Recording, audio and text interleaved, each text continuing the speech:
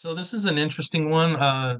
For people that aren't familiar with zero trust architecture, think of like the old paradigm, which was like you had a hardened castle. So you had this, hardened perimeter, like nobody can get in, and limited egress traffic, kind of like a castle. But now with zero trust, it's like, okay, each room in the castle is protected. So really, zero trust is protecting the resource versus the perimeter. It's kind of a paradigm shift in the way that organizations are trying to protect their key assets and resources. And for healthcare organizations, data is a huge thing. So if you have different systems, different types of data, maybe you have a place where certain data is stored for your radiology or your diagrams or results from CAT scans, PET scans, etc.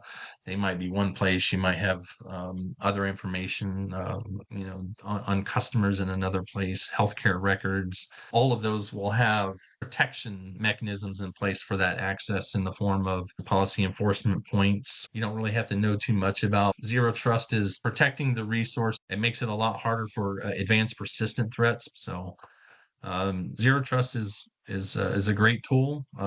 Very few government organizations I've worked with or talked to have actually done it. A lot of people are in the phase of doing it. Of course, there's Executive Order 14028 and a handful of others that are really pushing for people to do this because it will definitely improve security within an organization.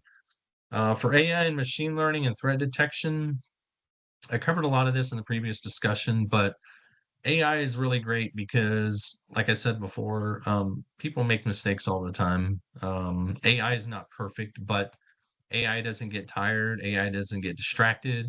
It really can take a lot of information that humans can't do with the naked eye and come up with correlation and analysis of that data. It can determine, if there's something nefarious going on that might look innocuous to the naked eye. It can help people working at a SOC, determine if there is a bigger threat going on or a potential threat going on.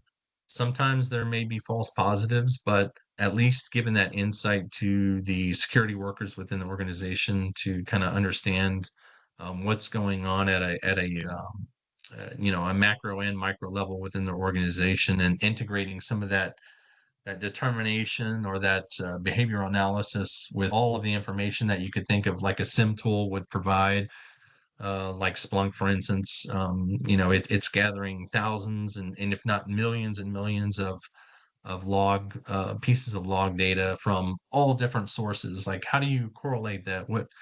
How do you come up with a response or analysis in a short time?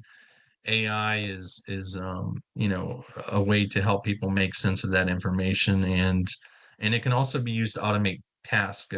Like I said before, once AI is doing a certain function or task, it usually does it very cookie cutter.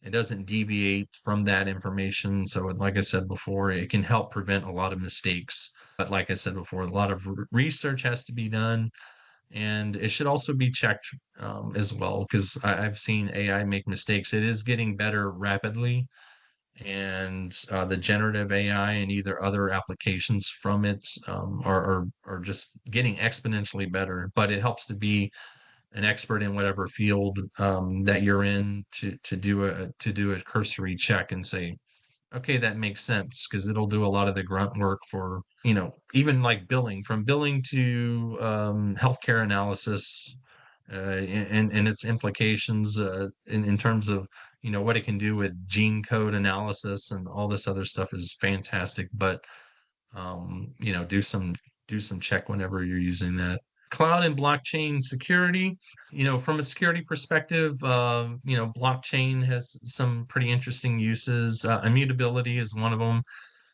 Once data is recorded, on a blockchain, it cannot be altered. Blockchain is kind of an interesting technology in that it can preserve data or keep it from being altered or deleted. going back to what I was talking about earlier, that could be a very important aspect for healthcare records and making sure they're not tampered with or fraudulently manipulated.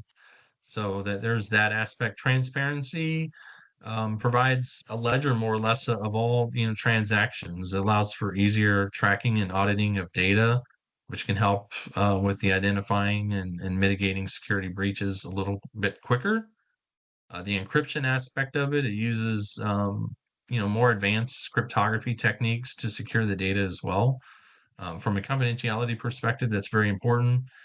Each block in the chain is more or less encrypted and linked to the a previous block, and that ensures that data is protected from unauthorized access. So that's some pretty cool stuff. And I think from a contract perspective, it can help with executing contracts that with the terms directly written in the code. So that can make things a little bit easier for an organization to manage as well, and save a lot of time and reduce the risk of human error and malicious manipulation. So whether it's purposely nefarious or accidental, it can definitely help with that aspect. And even also the management of those healthcare records. Identity management, blockchain can enhance the identity verification by providing a secure and more of a decentralized way to manage the digital identity. So that could be something going forward that I think a lot of organizations will look forward to, because identity access management is just becoming bigger and bigger. I think is pretty cool stuff.